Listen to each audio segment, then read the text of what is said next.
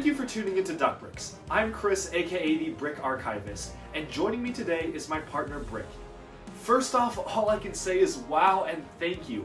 I'm so excited to announce that we blasted past our 1,000 subscriber milestone in the matter of less than 2 weeks. And so thank you, the viewers, for tuning into Duck Bricks and listening to all of our stories about LEGO and all of our analyses and discussions.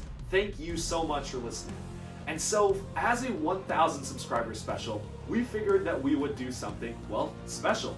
A ton of people have been asking for this in the comments, and at first we were kind of putting it off, but we figured, you know what, we reached 1,000 subscribers in under 2 weeks, we might as well just film the entire collection tour now and then break it into parts to edit later.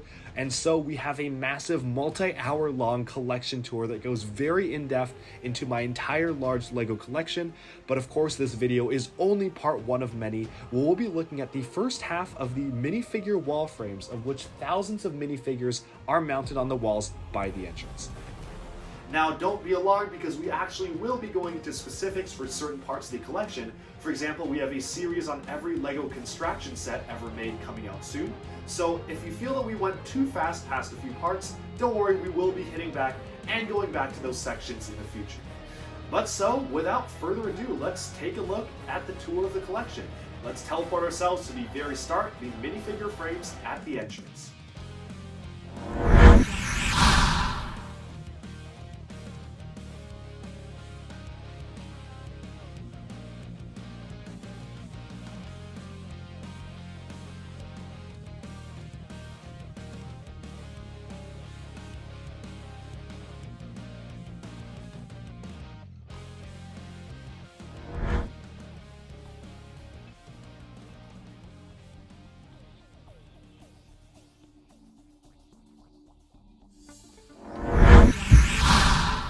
Alright, well, all around me you can see all sorts of minifigure frames from various LEGO themes, from licensed to original action. Of course, we have LEGO Ninjago, one of my favorite themes and containing some of the most diverse LEGO minifigures in any series. Of course, Star Wars occupies so many walls, and collectible minifigures all the way up behind me. But there's so many to take a look at, and so let's get started. Let's start off the tour by taking a look at the exclusive sports collectible minifigures. These were back in a time when LEGO still did regional exclusives, so you can see the top team there is Team GB from 2012 Olympics in the UK, and the bottom team is the German football team. I was very lucky to be in the UK in 2012 to get those myself, but the German football team I did have to order, and while these are interesting, I'm happy that they're no longer doing regional exclusives. Moving on downwards, we have every series of collectible minifigures. I own every collectible minifigure except Mr. Gold, because that one is just way too expensive for me to justify at the moment. And you'll notice that there is, I think, one gap in Season 11, and I am using the minifigure elsewhere, so I'll be putting that back pretty soon. It's interesting to see how LEGO's quality and standards have improved, and in some ways even declined over the years, and the collectible minifigures are the best way to see that. Of course, for the most modern and recent series, this is when I created these displays, so I actually put them in their own display boxes, which I feel is a bit more appropriate. Here's some of the stranger series like the Unikitty Brick Built series and even the Mario blind bags, which are surprisingly pretty good in my opinion.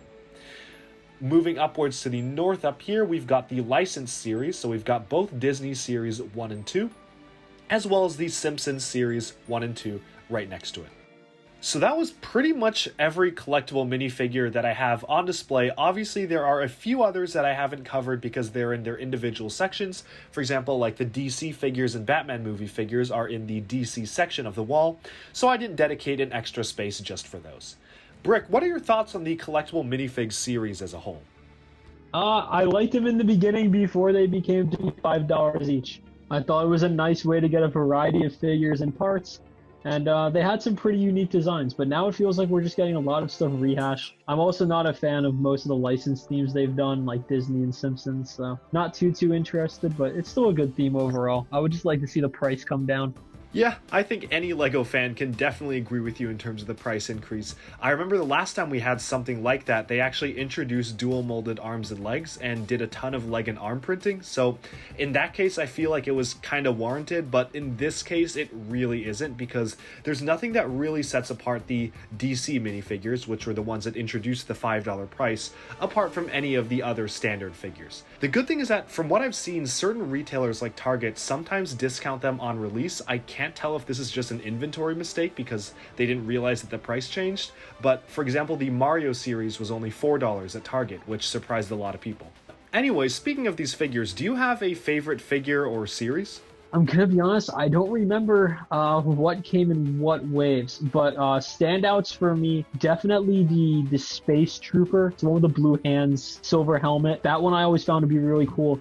The Space, I want to say it's Marauder. I always thought that one was pretty cool as well. And then honestly, any of the medieval ones I always found to be pretty interesting as well. My favorite, which probably being this Spartan looking character. Oh yeah, I think actually the Spartan's probably one of the reasons why CMFs are so popular today. I remember it was really the first one that people really just realized that they could buy dozens, maybe even hundreds of the same figure and make them all look really good in an army. And this one's of course really valuable in the aftermarket because LEGO doesn't really do this too often, so it was a really nice thing to have, and I remember that really propelled Series 2 forwards. In terms of my favorites, the one that really sticks in my mind, obviously anything Blacktron. I'm a big fan of the LEGO Blacktron sub-theme, so anything that pays homage to that is really nice to get, especially the recent quote-unquote bounty hunter in one of the more recent waves. But I also really like the blue Space Marine type figure. It was in Series 7, you can see it right here, and especially with that classic space logo kind of on a military type character felt really interesting to me, and one of the few that I actually really decided to army build and go all in. But I guess enough of the minifigure specific ones.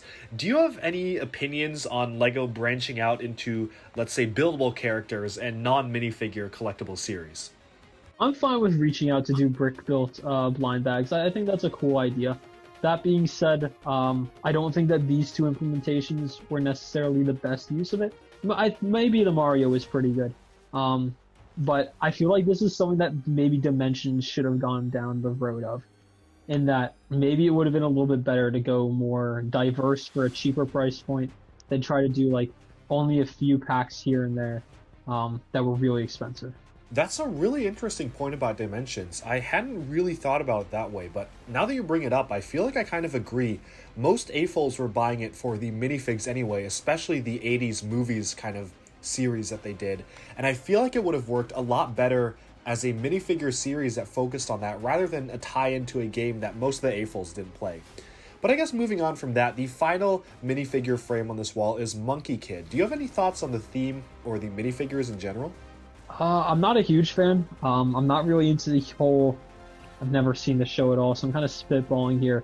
But the boar enemy aesthetic, assuming this goes off of Chinese mythology, I like the character of Wukong, at least from the stories that I know of, but I'm not sure about the LEGO adaptation. The whole boar mech meets really expensive set and futuristic-y thing doesn't really vibe well with me. Fair enough. And again, I think this really isn't for everyone. I think that actually if you watch the documentary behind LEGO making Monkie Kid, at least the tone it seems to me from that documentary makes it seem that it was made just for Chinese audiences, and then they had to quickly expand it outside to the US after having their policy change on no more regional exclusive sets. That's why they're exclusive to LEGO stores only. No other retailer really has them. I feel like they just didn't have enough time to get the rights to that or get the stock through. So kind of interesting stuff with this theme. Personally, I like it. I feel that the builds are really high quality. They're almost LEGO movie style builds. Well, at least most of them are. And I'm curious to see where the line kind of goes and how long it lasts. But I guess speaking of Asian-inspired LEGO themes, the next one that we have moving along this wall here is LEGO Avatar: The Last Airbender. The only reason that the figures are here is, and you know this, it's because I like the show, and I really hope that LEGO will give this another shot, hopefully with that Ideas project, but I don't know. What do you think of these original official attempt at the figures? Where's Momo? Right there we there. go. There's the Momo. Honestly, I kind of like them. It was a nice thing to get. See, they're kind of in line with the quality of the other Nickelodeon characters of the day, like SpongeBob. Sokka and Katara look pretty bad, but the other characters don't look horrible. Yeah, I can't say I disagree. The printed hair on both of them look kind of weird, but the rest of them are fine. And you'll notice that I added the powered up elements from the more recent superhero sets, obviously which weren't around during that time, but I feel kind of enhances the minifigures a bit. But I guess we can move on to the next frame besides it. But yes, the wall of spacemen and aliens. Yes, you are correct. You can see all of the different LEGO space figures here, from the original years of classic space to even some of the modern stuff like Galaxy Squadron, Alien Conquest, and whatnot. It's kind of interesting to see how they've modified the look and feel of space figures and just minifigures in general over the years, all the way from the 1980s to the most recent 2019 city space stuff. But I guess out of all of these, is there anything that particularly stands out to you, or maybe do you have any favorites here? I will be honest, I'm not super familiar with all of the different versions of space, but I am fairly well versed in some of them. Overall, I thought the line is pretty cool. I like how you can definitely see over the years how like LEGO has tried to adapt it. And it's also nice just that they're willing to do custom molds for just about every wave of figures, which is really nice. Almost every villain has a custom head mold. Yeah, that was one thing that was pretty special about Space Police. I remember in the Brick Journal designer interview when they were making Space Police, they specifically made each villain have their own head because they didn't want it to be like Mars Mission, where everyone pretty much just looked the same, which I really appreciate. Not even themes like Ninjago get this many unique molds for a single character nowadays, so it's kind of nice to be able to see that.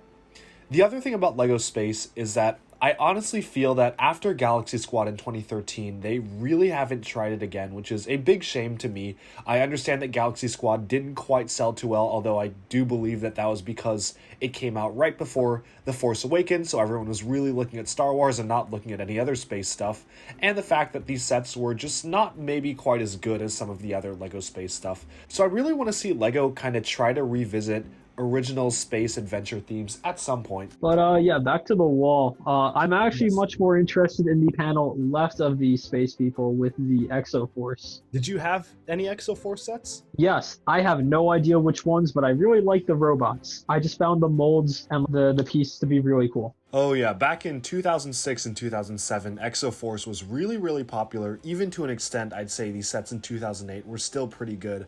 And overall, a really interesting theme. LEGO would almost certainly never do something like that today, just through the fragility of the mechs and the fact that Ninjago kind of has Asian-inspired mechs covered, but it was a very interesting venture into an anime style that LEGO's never really touched again. Above that, we have what looks to be Ultra Agents. I found like those had some pretty strong sets, whether it be the first or second version. Between the helicopters and I think the ship were pretty good. Not overall, probably not the strongest themes, but definitely a few good standouts. The other pretty interesting thing about Ultra Agents to me is it's the first LEGO original theme that really started utilizing dual molded elements. Obviously Ninjago uses it all the time now, but you can see the agent helmets, and even for some of the villains, this was right around the time where Simpsons came out, so dual molding was kind of becoming all the rage in terms of LEGO's product portfolio, and you can really see that reflected here, which is a pretty deluxe level of molding that usually isn't really dedicated towards their original themes. Oh yeah. But moving on from Ultra Agents, obviously right above them we have the LEGO Agents line from 2008 to 2009. Obviously much more uniform style agents. They all pretty much have the same outfit, although there is a female version right there. Yeah, it doesn't entirely bother me, unlike the Marvel sets, which is quite annoying. Oh yeah, it's definitely much worse when in Marvel they're actually supposed to be wearing different outfits. But moving on, of course, we have the original LEGO Agents, the Alpha team up at the top here. One of the really special things is that right here next to Dash, who was the main character, I have placed the Series 16 collectible minifigure Spy, and you can see that that's clearly supposed to be the same character, and I absolutely love it when LEGO kind of sneaks these into their collectible minifig series, and obviously that's a really nice Easter egg to have. Yeah, that is pretty cool. I like the headgear mold for that. Yeah, same here. I'm kind of surprised they don't use it more often, given how useful it is to put a visor on hair. But I guess moving on from these smaller action themes, we have what might be one of the largest scale action themes that LEGO has ever attempted. Of course, that's LEGO Ninjago, and we actually won't be going over it too much in this video. The reason for that is that we will be putting out separate videos on every Ninjago figure, so stay tuned for that. Yeah, like you said, we kind of are going into detail with these a lot more through individual episodes. Yep, but just to give a brief overview, of course we have to start with Kai, the original main character. He's not anymore. And then moving on to Jay, Zane, and Lloyd. And it's kind of nice that the approximate number of these figures are the same, so I can have them in equally sized boxes, and the same goes for Cole down here. Of course, we have Wu, Garmadon, and Nia, although there are different quantities of each, so they're in differently sized boxes. And of course, over here we have the allies and elemental masters, although I'll have to expand this by at least 3 figures starting next year.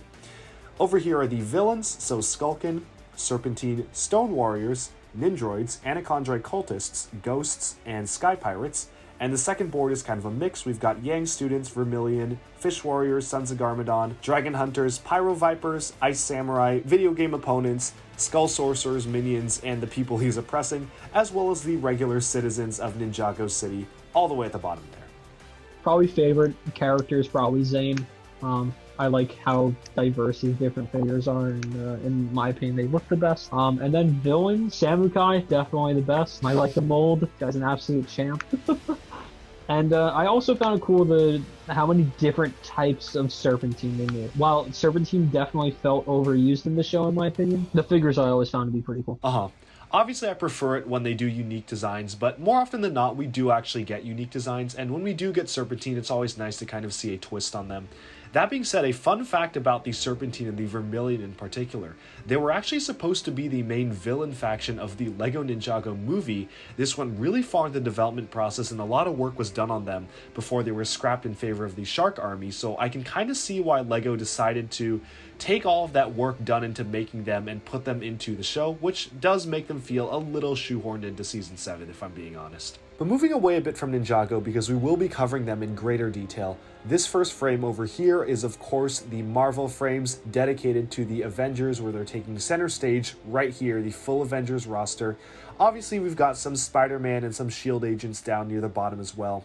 And in this second frame here is kind of split. We've got both heroes on the more cosmic side, like the Guardians of the Galaxy, some of the more minor heroes like Ant-Man and Falcon, and the MCU villains going all the way up to Spider-Man Homecoming and beyond. There actually is a third Marvel frame not shown here, which I'm in the process of rebuilding, but that one mostly has Thanos and some of the more obscure comic villains. But moving up here, it's really interesting to see how LEGO has evolved over the years. Obviously, the first Iron Man came out in 2012, and he's been growing his collection of suits ever since, all throughout the MCU, and even the Square Enix game which just came out, as well as some of the more obscure comics variants, like the Venomized Iron Man right there.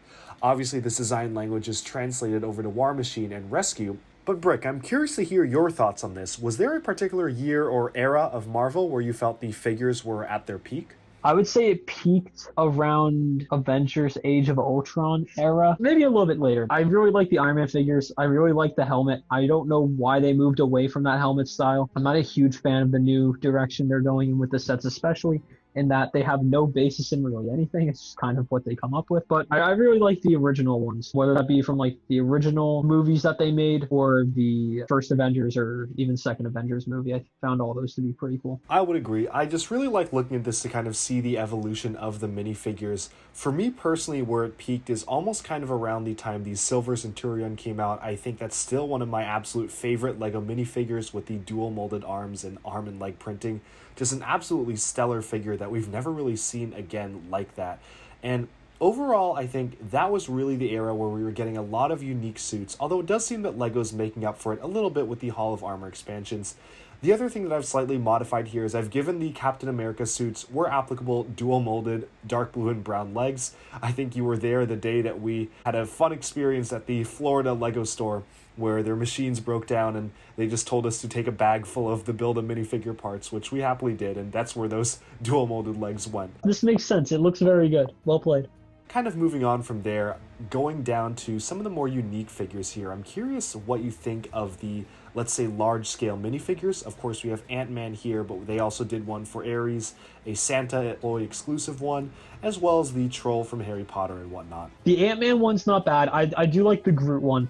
The main one that gets stuck in my head when I think about this is the Ares one.